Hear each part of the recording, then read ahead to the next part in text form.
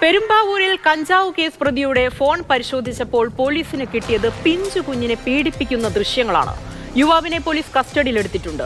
120 gram കഞ്ചാവാണ് ഇയാളിൽ നിന്ന് പിടികൂടിയത്. അതേസമയം ഇന്നലെ പശ്ചിമ ബംഗാൾ സ്വദേശികളിൽ നിന്ന് 12 കിലോ കഞ്ചാവ് പിടിച്ച കേസിൽ അന്വേഷണം വ്യാപിപ്പിച്ചിരിക്കുകയാണ് പോലീസ്. കഞ്ചാവ് കേസ് പ്രതിയുടെ ഫോൺ പരിശോധിച്ച പോലീസ് ഞെട്ടി. ഫോണിൽ പിഞ്ചു കുഞ്ഞിനെ പീഡിപ്പിക്കുന്ന ദാരുണ ദൃശ്യങ്ങളാണുള്ളത്. വ്യാഴാഴ്ചയാണ് 120 ഗ്രാം കഞ്ചാവുമായി ഇയാളെ പോലീസ് പിടികൂടിയത്. കഞ്ചാവിന്റെ ഉറവിടം തേടിയുള്ള വിശദാംശങ്ങൾ കിട്ടാനാണ് ഇയാളുടെ മൊബൈൽ ഫോൺ പോലീസ് പരിശോധിച്ചത്. അപ്പോഴാണ് കുഞ്ഞിനെ പീഡിപ്പിക്കുന്ന ദൃശ്യങ്ങൾ കണ്ടെത്തിയത്. ഇയാൾ തന്നെ ചിത്രീകരിച്ച ദൃശ്യങ്ങളാണിതെന്നാണ് പോലീസ് പറയുന്നത്. ഇതിന്റെ അടിസ്ഥാനത്തിൽ പോക്സോ അടക്കമുള്ള വകുപ്പുകൾ ഇയാൾക്കെതിരെ ചുമത്തി.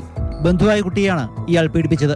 ഇയാൾക്ക് കഞ്ചാവ് ലഭിച്ചത് എവിടെ നിന്ന് എന്നതടക്കമുള്ള കാര്യങ്ങൾ പരിശോധിച്ചു വരികയാണെന്ന് പോലീസ് അറിയിച്ചു. ഉപയോഗത്തിനായി കരുതിയതാണോ വിൽപ്പനയ്ക്കായി കരുതിയതാണോ എന്നും പരിശോധിക്കുന്നു.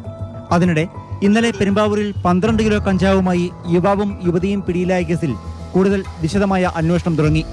പശ്ചിമബംഗാൾ സ്വദേശികളായ സൈഫുൾ ഇസ്ലാം ഷെയ്ഖ്, ചമ്പ കൗൾ എന്നിവരാണ് പിടിയിലായത്.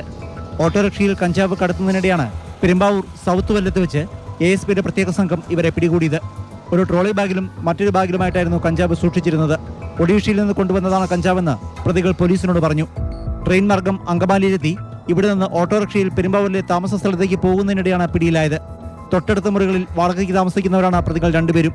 ഒറീസയിൽ നിന്ന് കഞ്ചാവ് എത്തിച്ച് ചെറിയ പൊതികളാക്കി ഇതര സംസ്ഥാന തൊഴിലാളികൾക്കിടയിൽ വിൽപ്പന നടത്തുകയായിരുന്നു ഇവർ ചെയ്തിരുന്നതെന്ന് പോലീസ് പറഞ്ഞു. ഇവർക്ക് പിന്നിൽ മലയാളികൾ ഉണ്ടോ എന്നും സംശയിക്കുന്നു.